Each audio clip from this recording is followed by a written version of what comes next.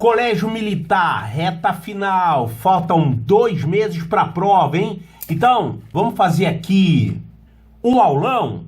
Eu não gosto de chamar de aulão não, eu gosto de chamar de reta final, tá? Mas se você gosta de chamar de aulão, pode ser.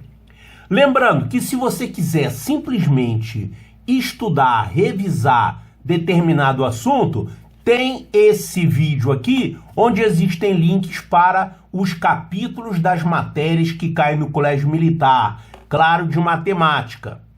Então, se você quiser estudar frações, revisar, vê lá o capítulo 6. Se você quiser ver números decimais, vê o capítulo 7. Se você quiser estudar, revisar porcentagem, vê lá o capítulo 9. Tá tudo explicadinho lá. Agora, se você quiser ver resolução de questões de provas anteriores do Colégio Militar, tem esse outro link aqui. Ambos estão aqui na descrição do vídeo, tá? Então tem lá 1000 questões do Colégio Militar resolvidas. Aqui eu vou fazer um aulão que eu vou resolver 3 questões que caíram no Colégio Militar a respeito de um assunto interessante, um assunto difícil que pode te derrubar se você não tiver a par, hein? Eu já vou dizer qual é o assunto, mas primeiro eu vou explicar ele aqui para você ver como que ele é simples. Olha só. Saca, numere a primeira coluna de acordo com a segunda. Digamos que você tem isso aqui. Você tem aqui 4 opções. Primeira coluna, segunda coluna. Aí falam as coisinhas aqui, você tem que numerar. Qual que corresponde a essa, qual que corresponde a essa e assim por diante. Só que eu vou fazer aqui uma casca de banana. Eu vou colocar assim, ó. Eu vou colocar uma a mais. E com a condição que todas essas 5 posições aqui tem que ser ligadas a alguma posição aqui na segunda coluna. O que que vai acontecer aqui com certeza? Você já sabe, né? Tá na cara o que que vai acontecer. Se todo mundo que está do lado de cá tiver que ser ligado a alguém do lado de cá, alguém aqui vai ficar com aglomeração. Por exemplo, você pode ter um negócio assim, ó. Eu ligo esse aqui, eu ligo esse aqui, eu ligo esse aqui. Por exemplo, eu ligo esse aqui. Mas aí esse último não sobrou lugar para ele. Ele obrigatoriamente vai ter que ser ligado a alguém. Sinto muito, teve aqui uma aglomeração, né? Isso aconteceu porque você tinha mais do lado de cá do que do lado de cá. Claro, isso é óbvio, né? Isso precisa de uma aula para ensinar isso? Ainda mais se for uma aula de tarde, né? Certo, então você viu a aglomeração acontecendo aqui, tá? Por que que ela aconteceu? Porque você tinha mais do lado de cá do que do lado de cá, certo? Agora esquece isso aqui, vou fazer de novo. Vou pegar aqui 5, do lado de cá, eu tenho 4. Você vai ter que ligar, que nem eu liguei aqui, você vai ter que ligar aqui. Eu pergunto, o que que vai acontecer com certeza? O que que você pode garantir certamente que vai acontecer se você ligar todo mundo daqui com todo mundo daqui? Ah, eu posso garantir com certeza que alguém vai ficar com 2. Você pode falar isso? Aqui ficou alguém com 2, mas você pode garantir que sempre vai ficar com 2? Olha só a condição que eu estou dizendo qual é. Todo mundo do lado de cá tem que ser ligado a alguém do lado de cá. Eu posso dizer com certeza que alguém vai ficar com 2? Não, tá errado. Pensa bem. Você podia ter alguma coisa assim, ó. Aqui teve uma aglomeração, por exemplo, mas aí eu vou fazer isso aqui, ó. Eu vou botar 3 num só. Pode fazer isso? Eu falei que não podia? Não falei, né?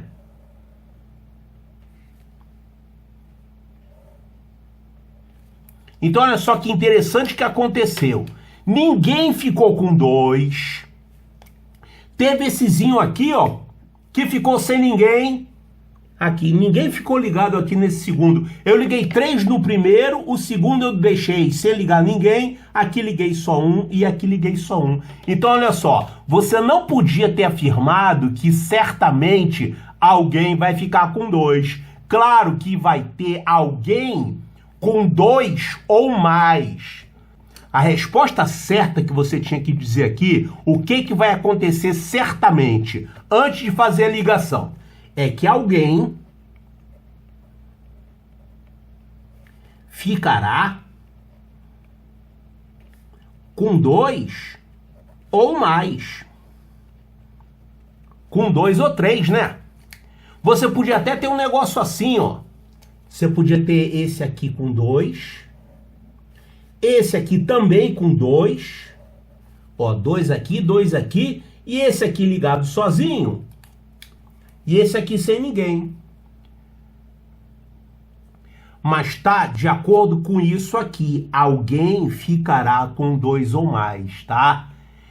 Esse princípio, que você não precisa ter uma aula de tarde para aprender isso, ele se chama princípio das casas de pombo. E ele é utilizado na resolução de algumas questões de Olimpíada que são aproveitadas no colégio militar. Isso se chama princípio das casas de pombo. Então, eu estou explicando aqui como é que funciona o princípio das casas de pombo. Ele é isso aqui. É muito simples. Eu vou formalizar e aí eu vou resolver 3 questões do Colégio Militar que usavam isso. É uma questão do Colégio Militar do Rio de Janeiro, de 2015. Uma questão do Colégio Militar do Recife, de 2019. E uma questão do Colégio Militar de Curitiba, de 2020. É bem atual isso aqui, tá? Você tem que conhecer. Então vamos ver como é que funciona o princípio da casa de pombo. Vou formalizar que na verdade é isso aqui, é uma ideia muito simples. Quando você tem mais do lado de cá do que do lado de cá, você com certeza vai ter alguém com pelo menos mais de uma ligação, 2 ou mais. Então vamos ver o que é isso aqui, o princípio das casas de pombo, que você pode abreviar por PCP. Vamos ver qual é o princípio e qual é a aplicação matemática dele. Suponha que você tem aqui um determinado número de casas para pombos. Eu vou representar essas casas por essas caixinhas aqui. Vamos que a gente tenha N casas. E a casa tem uma portinha lá atrás, só que você não está vendo, tá? É para o desenho ficar simples. E vamos colocar aqui N mais 1 pombos.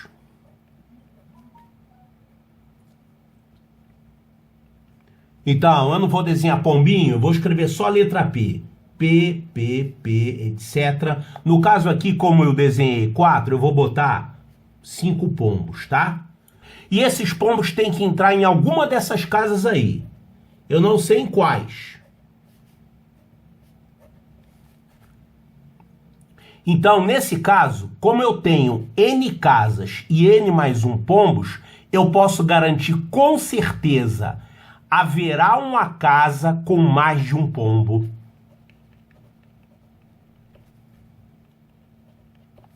Haverá uma? Não. Haverá pelo menos uma.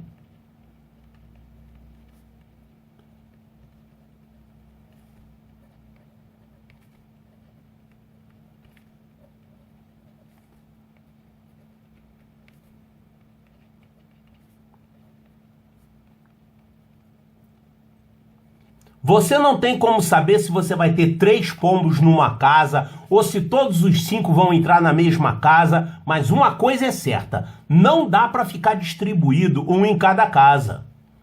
Vai ter que ter casa com mais de um pombo aqui. Isso porque você tem um pombo a mais do que casas.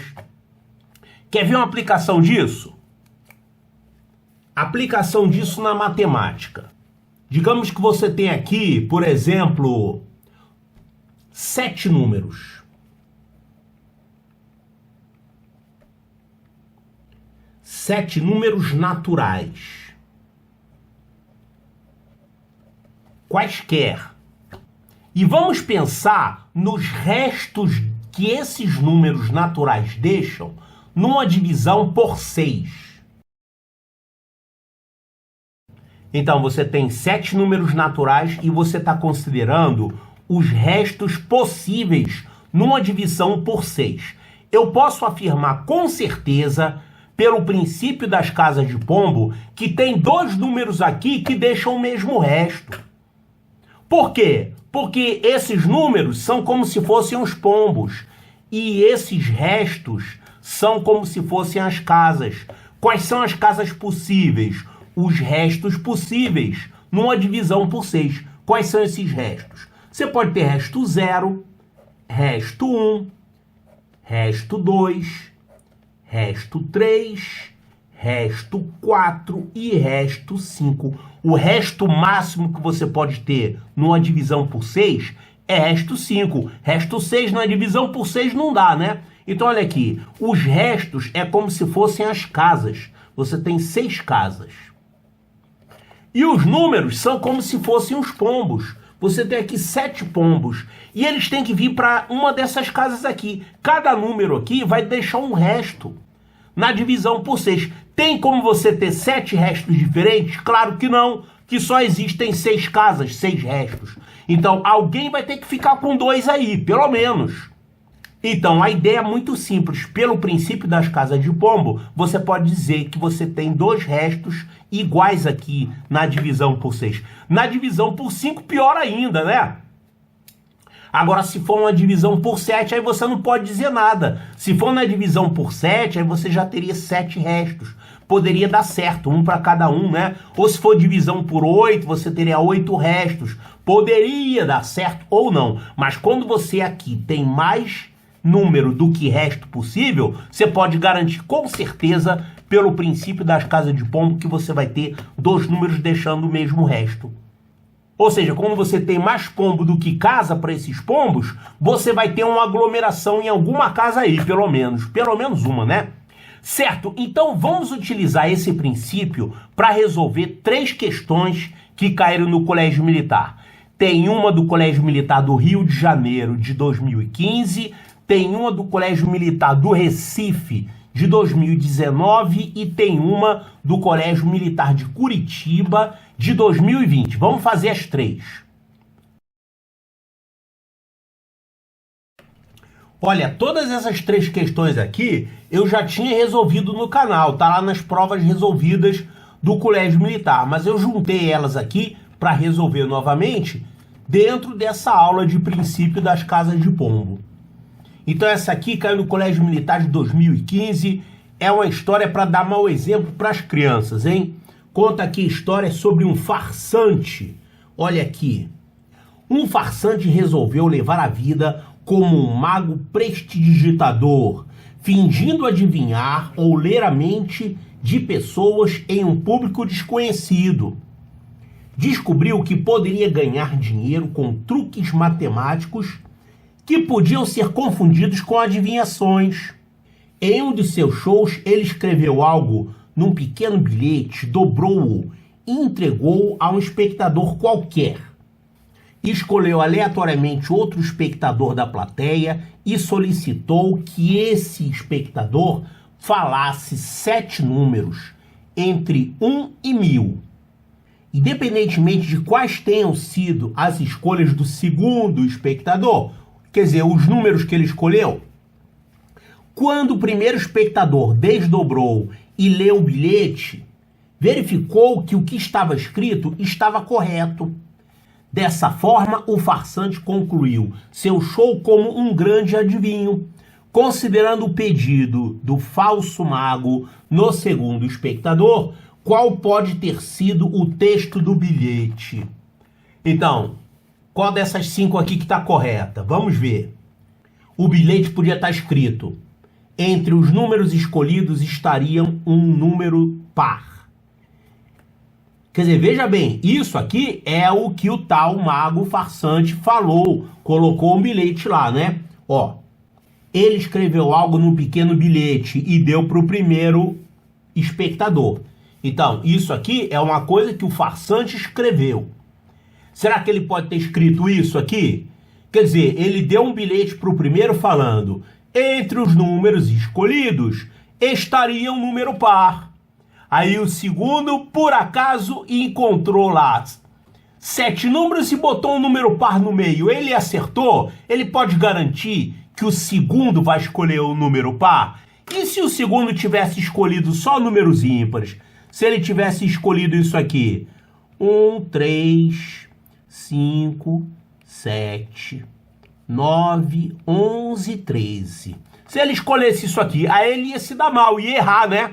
Ah, mas é muita sorte, ele com certeza vai escolher um par. Não, você tem que ter certeza de que ele vai escolher um número par. Você não pode ter certeza. Se ele só escolher ímpares, ele perde. Vai ficar com cara de tacho lá, né? Então, isso aqui não é resposta. Ele não pode garantir que o segundo participante vai com certeza escolher o número par. Então, essa aqui está errada. Letra B. Entre os números escolhidos estaria um múltiplo de 7. Não, a mesma coisa. E se ele escolher 7 números que não tem nenhum múltiplo de 7? Por exemplo, esses números aqui, ó, tem um múltiplo de 7 aqui. Eu vou tirar esse e vou colocar aqui o 15. Se ele escolhesse esses números aqui, por exemplo, não tem nenhum múltiplo de 7, então ele não pode garantir que isso aqui vai acontecer. Portanto, a gente pode tentar resolver essa questão só fazendo eliminações, tá? Considere uma coisa que não dê certo. Eu já aqui considerei duas sequências de números que anulam essa aqui e que anulam essa aqui. Não vão dar certo. Vamos ver essa letra C. Entre os números escolhidos estaria um múltiplo de 7, ou então dois números escolhidos teriam o mesmo resto na divisão por 7. Olha aqui, essa aqui a gente já tem que pensar mais um pouco, né? Não dá para fazer assim tão fácil que nem a gente já eliminou direto. Essa primeira e essa segunda a gente já eliminou direto. Essa aqui não dá para eliminar assim tão fácil. Vamos deixar para o final. Essa aqui, ó, D. Dois números escolhidos teriam o mesmo resto pela divisão por 10. O que quer dizer mesmo resto pela divisão por 10? É dois números que terminam com o mesmo algarismo, né? O resto da divisão por 10 é o último algarismo. Eu posso garantir que dois vão ter o mesmo algarismo final, e se eu tivesse escolhido isso aqui, ó, 21, 52, 43, 17, 28, 14, 39. Pronto, olha aqui, 7 números. Olha aqui, 1, 2, 3, 4, 7, 8, 9. Não tem dois números com o mesmo algarismo final. Você não pode garantir, pode ser que ele escolha um negócio assim. Então, você não pode garantir que ele é certo que ele vai escolher dois números com o último algarismo final. Isso aqui está errado também. Mas até agora a gente conseguiu eliminar 3, né? Vamos ver a última? Letra E. Qualquer formulação que o mago quisesse, pois uma adivinhação como essa só seria possível se ele escolhesse uma pessoa combinada da plateia. Quer dizer, o cara que escolheu os números teria que ser um comparsa dele. Será que isso aqui realmente poderia acontecer? A gente ficou na dúvida, né? Quer dizer, eliminando as absurdas, encontrando contra-exemplos, a gente eliminou essas 3 aqui, A, B e D, mas aqui a gente ficou na dúvida entre essas duas, né? Pois é, aqui você não tem escapatória, você tem que conhecer o princípio das casas de pombo para resolver essa questão. Olha aqui, 7 números escolhidos, restos na divisão por 7. Lembrou disso? Eu acabei de mostrar. Quer dizer, o aluno que não conhece, ele vai ficar na dúvida. Ah, não, acho que não dá certo, não. Eu tenho que escolher um cara lá, conhecido meu, para falar os números. Mas não é, tem essa história aqui. Olha só, eu tenho 7 números. Vou fazer o seguinte, eu vou fazer aqui igual o charlatão fez. Eu vou escolher 7 números aleatórios aqui. Mas como eu não tenho ninguém aqui como participante, eu vou fazer o seguinte, eu vou pegar esse livrinho aqui e eu vou sortear aqui os números que eu encontrar, tá? Posso pegar um número aqui. Pronto, peguei o número aqui. Pô, número 1 não tem graça. Deixa eu pegar aqui esse último aqui, 19. Peguei o número 19. Vamos pegar outro. Vou colocar aqui. Vou ver o último número que aparece. 83. Vou escolher outro número aleatório. Vamos escolher daqui. Que número eu tô vendo aqui? 49. Vou pegar aqui 49. Outro número. Vamos pegar daqui. O último aqui. 24. Faltam mais 3. Vou pegar só 2 algarismos, tá? Pode ser do final. 39.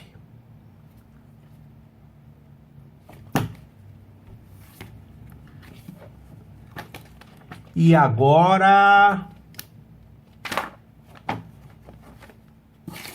do final. 5? Não, 5 não tem graça. Pega um númerozinho maior. Vou pegar esse 80 aqui, tá? E mais um para terminar. Vou pegar o primeiro. Não, o primeiro é sempre um, né? Vou pegar o último aqui. 28. Pronto. Então, 7 números escolhidos. Vamos ver os restos da divisão por 7 que ele está falando aqui, tá? Ele disse o seguinte: ou existe um múltiplo de 7, ou então 2 números escolhidos teriam o mesmo resto na divisão por 7. Olha aqui, já estou vendo um múltiplo de 7 aqui. Outro aqui também, ó. Eu vou mudar esses 2 números daqui a pouquinho, tá? Eu vou somar uma unidade para eles, para ficar diferente. Mas esse aqui, ele deixa na divisão por 7 o resto, o quê? 5. Esse aqui na divisão por 7 deixa o quê? Ó, 77, resto 5 também. Ih, que sorte, mesmo resto. Não, 6, rapaz, faz conta direito. Resto 6 na divisão por 7. Esse aqui, resto 0. Esse aqui, resto 3. Esse aqui, resto 4. Esse aqui, resto 3. Esse aqui, resto 0. Então, olha aqui. As duas coisas estão acontecendo, né? Tem múltiplo de 7 aqui, e também tem 2 números que deixam o mesmo resto na divisão por 7. Que sorte, hein? Eu vou pegar esses que são múltiplos de 7 e eu vou somar uma unidade. Aliás, somar uma unidade já vai ficar esse aqui, né? Ó, eu vou mudar isso aqui para 50. 59, pronto. 59 na divisão por 7 vai dar resto 3. Pô, fica resto repetido mesmo. Sabe por que que fica resto repetido? Ó, esse aqui eu vou trocar para 90. 90 deixa resto 6 na divisão por 7. Olha lá, 6 e 6. Sabe por que que fica? É porque você tem somente 6 casinhas aqui. E você tem 7 pombos. Vai ter que botar 2 pombos numa casa. É o princípio da casa de pombo. O que está acontecendo aqui? Ele fala que vai acontecer isso. Entre os números escolhidos, estaria um múltiplo de 7. Se tiver um múltiplo de 7, vamos dividir em 2 casos. Primeiro caso, tem um múltiplo de 7. Se você tiver um múltiplo de 7, o problema está resolvido. Entre os 7 números escolhidos, poderá haver um múltiplo de 7 ou não. Se tiver, ele atende a isso. Ele fala que existe um múltiplo de 7, ou então 2 números cuja diferença é que deixam o mesmo resto na divisão por 7. Então, se tiver, isso bate. Tem um múltiplo de 7. Agora, 2. Se não tiver, se não tem um múltiplo de 7, se não tem um múltiplo de 7, então, quais são os restos que você tem possíveis? Você tem 7 números. Vou fazer os 7 números aqui. 7 pombinhos. 1, 2, 3, 4, 5, 6, 7. E quantas casinhas você tem agora? As casinhas são os restos. Os restos na divisão por 7. Como você está considerando aqui que nesse caso você não tem múltiplo de 7, então você não tem a casinha número 0. Não tem a casinha que deixa resto 0. Começa com a casinha número 1. Então, já que nesse caso aqui você não tem múltiplo de 7, os restos que você tem disponíveis, que você pode usar, é o resto 1, o resto 2, resto 3, resto 4, resto 5 e resto 6. Quer dizer, você tem 6 casinhas e você tem 7 pombos. Então, você vai ter alguma aglomeração. Você vai ter alguma casa onde você tem pelo menos 2 pombos. Então, você vai ter 2 números que deixam o mesmo resto na divisão por 7. Isso que ele falou aqui é correto.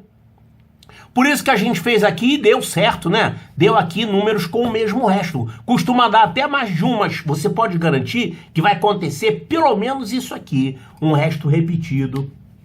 Então, essa aqui é a resposta correta. E isso aqui é errado, porque ele realmente não precisa. É claro que se ele tiver um comparsa para escolher convenientemente os números, também vai dar certo. Mas olha aqui o que ele falou.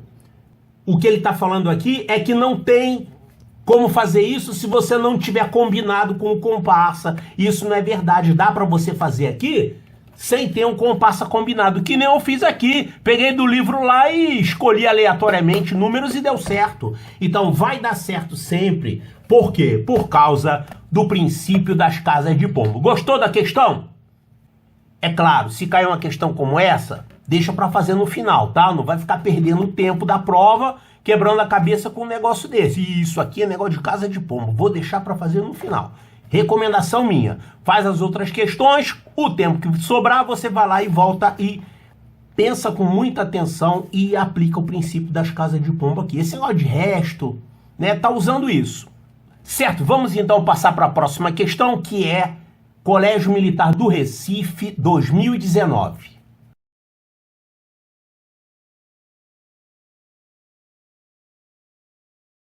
Segunda questão, claro que tá fazendo o vídeo ficar longo, ainda bem que eu falei que isso aqui era um aulão, né? Eu comecei a gravar isso num dia, tô continuando no dia seguinte. Aqui essa segunda questão é do Colégio Militar do Recife 2019. Uma questão interessante daquelas para te derrubar, né? Tem que saber princípio das casas de pombo para resolver isso aqui? Não necessariamente, mas ele te dá uma ideia para você resolver. Claro que independentemente de você conhecer esse assunto ou não, você precisa ter a habilidade de ler o enunciado e entender o enunciado, né? O que é isso aqui? Chaves e cadeados. E a historinha aqui, ó, muito fácil de entender. Existem 3 cadeados e 3 tipos de chave para abrir esses cadeados. Aí você tem o Homem de Ferro e o Hulk, cada um com uma porta. Precisa abrir os 3 cadeados para poder abrir a porta. E eles têm lá uma caixa cheia de chaves. Ah não, peraí que eu falei uma coisa errada nesse vídeo, mas não vai atrapalhar a resolução não. Olha só, eu falei aqui uma coisa que está errada. Eu falei que tinha uma porta e nessa porta tinha 3 cadeados fechando. Cadeado 1, cadeado 2, cadeado 3 e você tinha que abrir os 3 cadeados para poder abrir a porta. Mas na verdade não é isso aqui que acontece. Eu me distraí aqui, desculpe, tá? Na verdade o que tem é isso aqui. Cada um vai ter 3 portas. Tem que abrir a primeira porta, a segunda porta e a terceira porta. E cada porta tem o seu cadeado.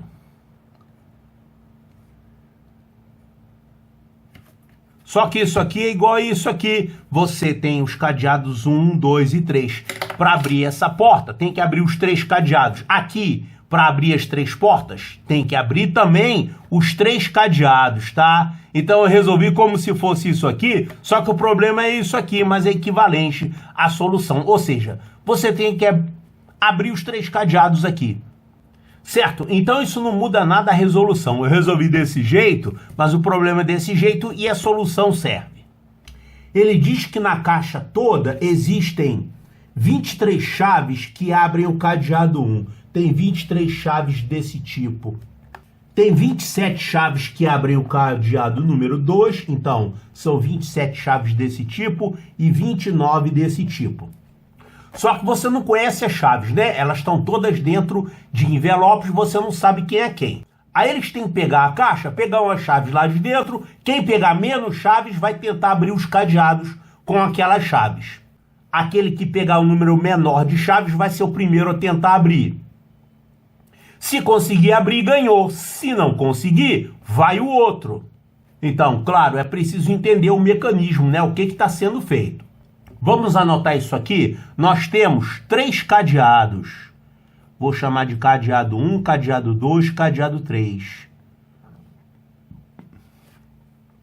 E eu tenho aqui as chaves que abrem esses cadeados que eu não conheço. Eu só sei as quantidades. 23 chaves abrem o cadeado 1.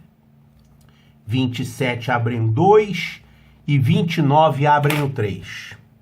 Aí ele explica o seguinte, se você pegar 3 chaves, pode ser que você dê uma grande sorte de pegar aqui uma chave número 1, uma chave 2, uma chave 3 e conseguir abrir os 3 cadeados e abrir a porta. Só que isso aqui é muito difícil acontecer, né? Só com 3 você já consegue? Na prática, o que você vai fazer aqui? Você vai encher a mão de chave. Claro, dá uma misturada primeiro, enche a mão, com certeza deve ter ali uma de cada tipo. Com certeza quase com certeza, não é 100%, tá? É claro que se você pegar todas as chaves, você vai abrir tudo. Mas aí você pegou muita chave, o outro vai pegar menos chaves do que você, ele pode te ganhar, é quase certo que ele vai te ganhar.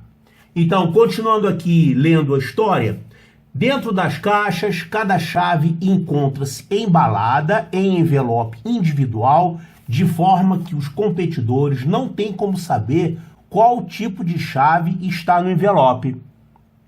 Então, são aleatórias, são desconhecidas as chaves.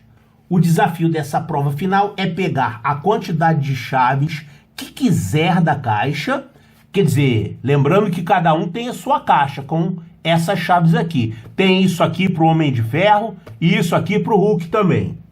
Então, pegar a quantidade de chaves que quiser da caixa, podendo inclusive pegar todas e ir até as 3 portas que estão trancadas e tentar abri-las.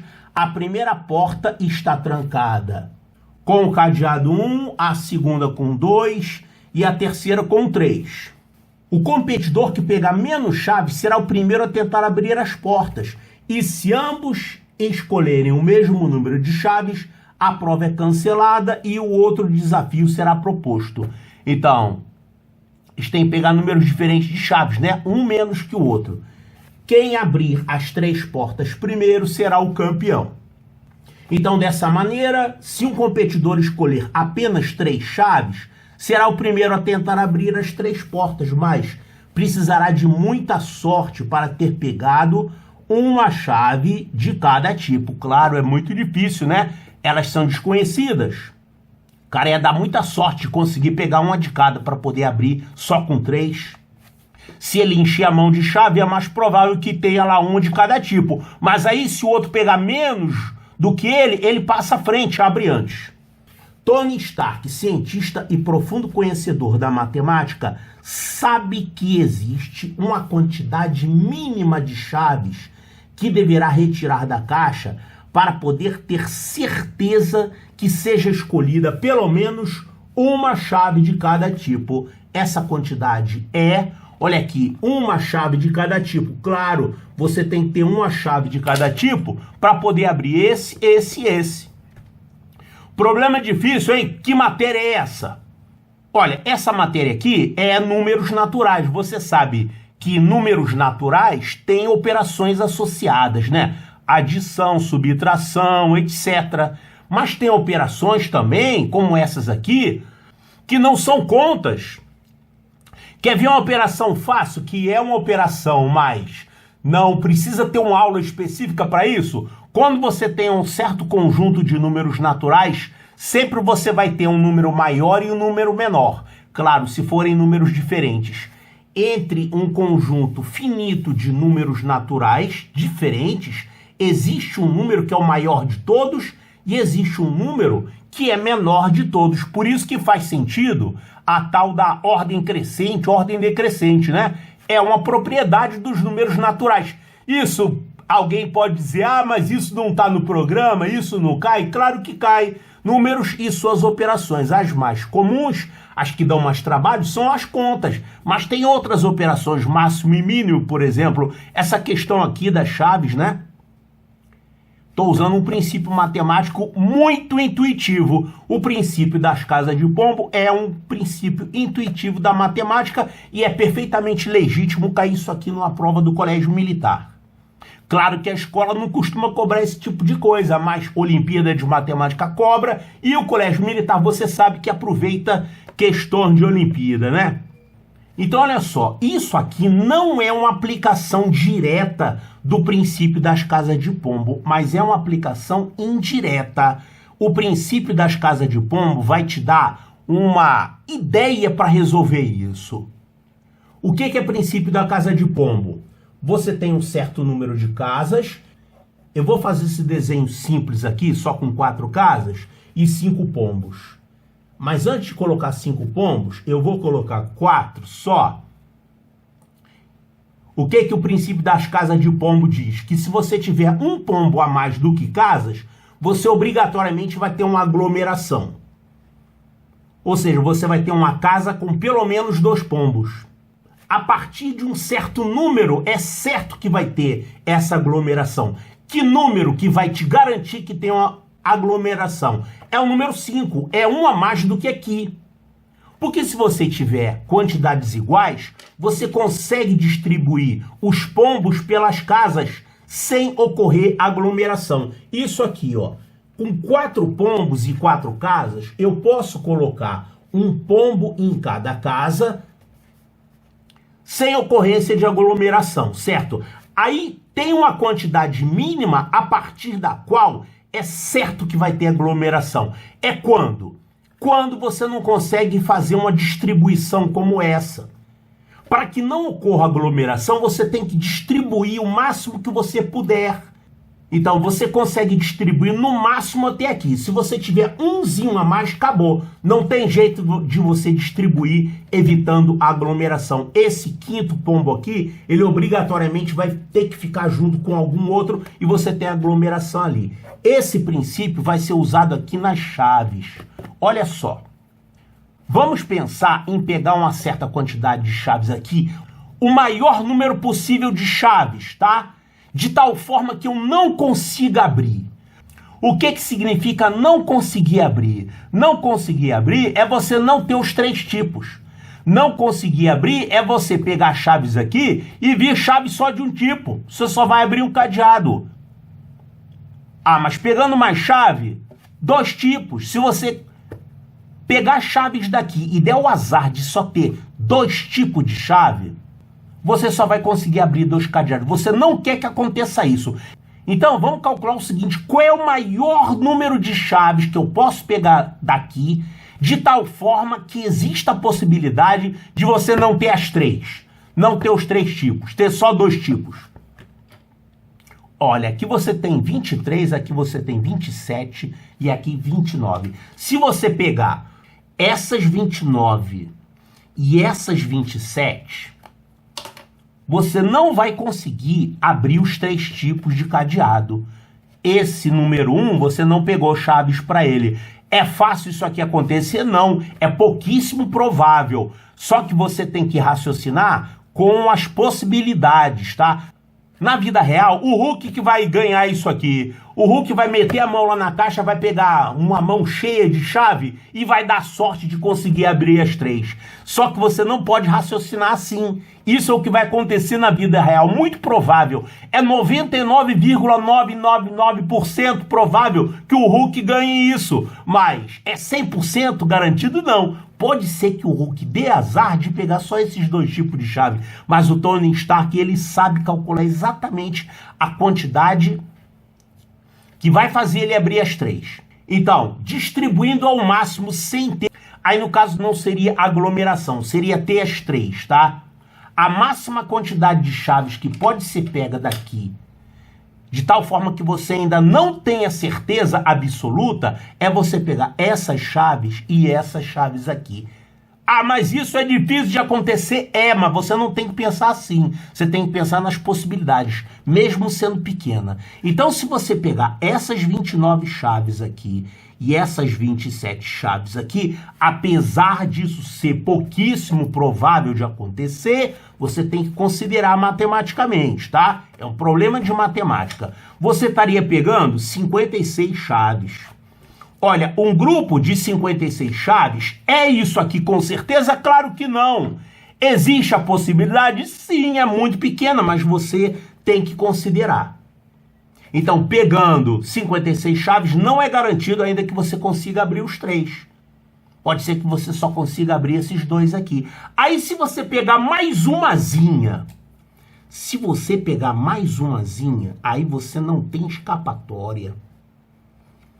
Porque se você tiver pego 57 chaves, na pior das hipóteses, você vai ter 27 dessa, 29 dessa e uma dessa aqui. Você vai ter os 3 tipos de chave, vai conseguir abrir os 3 cadeados 57. Olha aqui.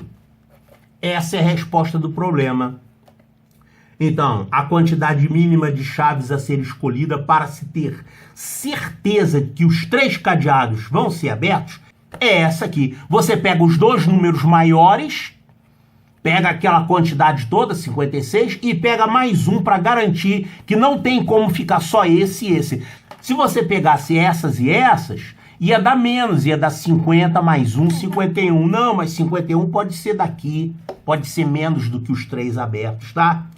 Então essa é a resposta. Só que na prática quem vai ganhar isso é quase certo que é o Hulk, né? O Hulk vai encher a mão de chave, vai ter os 3 tipos lá e ele vai vencer. Mas matematicamente a resposta é essa aqui, 57. A terceira e última questão do nosso aulão, que também é sobre Casa de Pombo, é uma que caiu no Colégio Militar de Curitiba 2020. Quer dizer que esse assunto é bastante atual, né?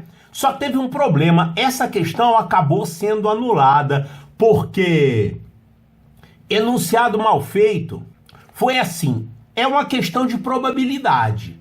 Só que ela é muito mais uma questão que você tem que usar casa de pombo do que probabilidade. Probabilidade é só um detalhezinho aqui. E como uma questão de casa de pombo, ela tá mal explicada. Ela não está bem especificada. Então, ela foi anulada. Eu sou um dos professores que participou do embasamento para anulação dessa questão, tá? Se você quiser ver lá a resolução que eu fiz na ocasião, explicando por que ela foi anulada. Quem anula a questão não é o professor, é o candidato, tá? O professor do YouTube ou do cursinho, ele só faz o embasamento para o candidato pegar e entrar com o recurso lá. E o recurso deu certo, né? Todo mundo ganhou o pontinho. O problema é que ela é casa de pombo, só que ela não está bem explicada. Ela não especificou corretamente. É como se fosse uma tradução mal feita. Pronto. Isso aqui que ele falou. Retira 12 bolas da caixa e pelo menos uma delas é amarela. Essa frase que está ruim. Basicamente isso. Tem outras razões, tá? Mas essa aqui é a principal. Aí depois ele fala de novo. Retira 11 bolas, sendo que pelo menos 2 são vermelhas. Retira 11 bolas e pelo menos 2 são vermelhas. Pronto. Vou resolver então. Vamos ler o enunciado. Miguel possui uma caixa que tem somente bolas vermelhas e amarelas. Só tem bola vermelha e amarela. Não sabe quantas. Você vai ter que descobrir quantas. Para quê? Para poder calcular a probabilidade aqui. Sendo cada bola de uma única cor. Então, ou bola vermelha ou bola amarela. Aí ele falou isso aqui. Ele retira 12 bolas dessa caixa e pelo menos uma delas é da cor amarela. Vou escrever essa frase aqui.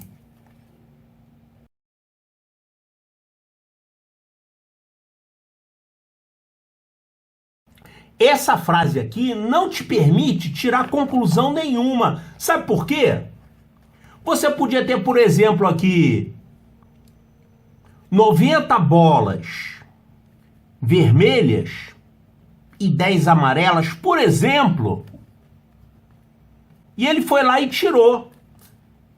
Tirou 12 bolas, calhou de acontecer isso aqui, de ter tirado aqui 12 não, aqui, de ter tirado,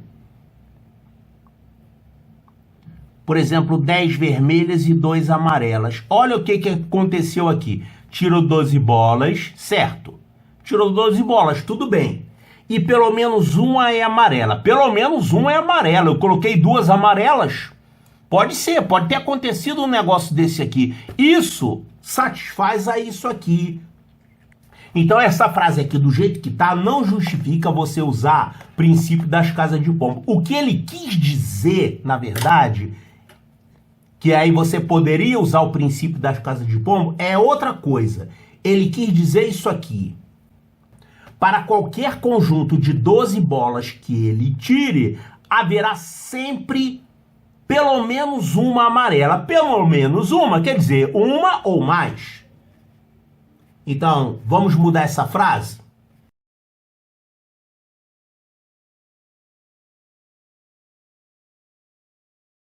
Ele quis dizer isso. Se realmente ele tivesse dito isso, aí a solução ia dar isso aqui que deu no gabarito, tá? Mas não é isso aqui que ele falou. Ele não falou que qualquer conjunto de 12 bolas terá pelo menos uma amarela. Não falou isso. Ele falou, tirei 12 bolas e pelo menos uma é amarela. Podia ter acontecido um negócio desse aqui. Então essa frase do jeito que tá, ela não tá específica para você entender isso. Isso aqui seria válido, estaria de acordo com essa frase. O que quer dizer se fosse isso aqui? Em qualquer conjunto de bolas vai ter sempre uma amarela. Pode ter uma amarela, 2 amarelas. Se fosse isso aqui, você ia concluir o seguinte, que você só tem 11 vermelhas.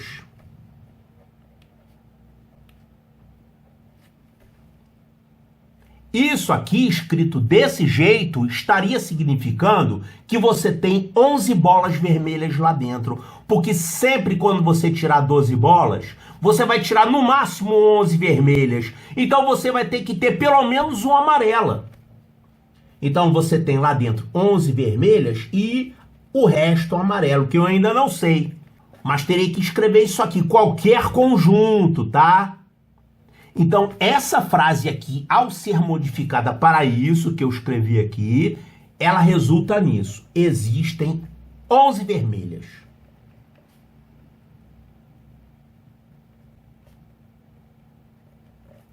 Depois ele falou isso aqui, coloca as bolas lá de volta, depois acontece isso aqui, ó.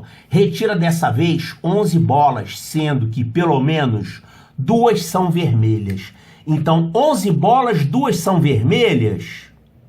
Pelo menos 2 vermelhas. Então, você pode ter isso aqui, ó.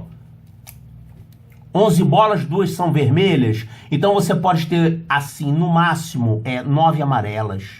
9 amarelas e o resto vermelho.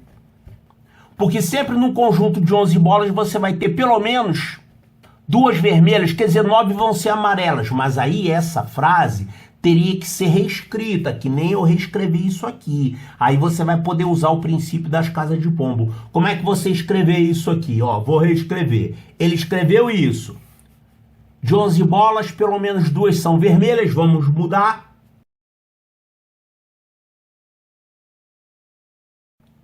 Como é que a gente escreveria isso aqui? Qualquer grupo de 11 bolas que eu tirar, eu vou ter 2 vermelhas, com certeza 2, pode ter mais. Então, se com certeza 2 são vermelhas, quer dizer que você não tem mais de 9 amarelas, né? Então, significa que você vai ter obrigatoriamente alguma coisa assim. 9 amarelas e o resto vermelho. Aí tá certo, qualquer conjunto de 11, obrigatoriamente você vai ter no máximo 9 amarelas, que são todas as amarelas que tem lá dentro. Claro que se você tiver menos amarelas, você vai ter mais vermelhas, né? Então, você conclui por essa frase, desse jeito aqui. Vamos reescrever essa frase. Eu não reescrevi qualquer conjunto de 11 terá pelo menos 2 vermelhas. 2 ou mais. Então daqui você conclui que são 9 amarelas. Que para completar 11 você tem que ter 2 vermelhas, pelo menos. Então você conclui por essa frase desse jeito, com o enunciado feito desta forma, que você tem 9 amarelas. Certo? Então, com esse enunciado modificado para isso aqui, você conclui que você tem 11 vermelhas e 9 amarelas. E aí você vai fazer um terceiro sorteio, ó. Retira aleatoriamente uma bola dessa caixa. Qual é a probabilidade dela ser vermelha? Probabilidade de ser vermelha é número de casos favoráveis sobre número de casos possíveis. Uma bola, qual é a chance de ser vermelha? Você tem 11 chances. É o número de casos favoráveis, 11 vermelhas. E o total? O total é o número de bolas, 11 mais 9, 20. E 11 sobre 20, aí entra a porcentagem, né? Moleza? Isso aqui dá 0,55, que é a mesma coisa que 55%. Tá aqui 55%, resposta correta, letra A de alfa. Ó, se você quiser ver a resolução que eu fiz para recurso, tem um link aqui na descrição do vídeo. Aliás, essas 3 questões que eu resolvi aqui, eu já tinha lá no canal, resolvidas dentro das respectivas provas, e eu resolvi lá atrás de um jeito um pouquinho diferente, tá? Aqui eu resolvi pensando mais nas casas de pombo. Então você pode olhar os links aqui na descrição do vídeo e olha lá as resoluções originais que eu fiz, tá bom? Certo? Então, princípio das casas de pombo, fique de olho que isso pode cair. Caiu em 2020.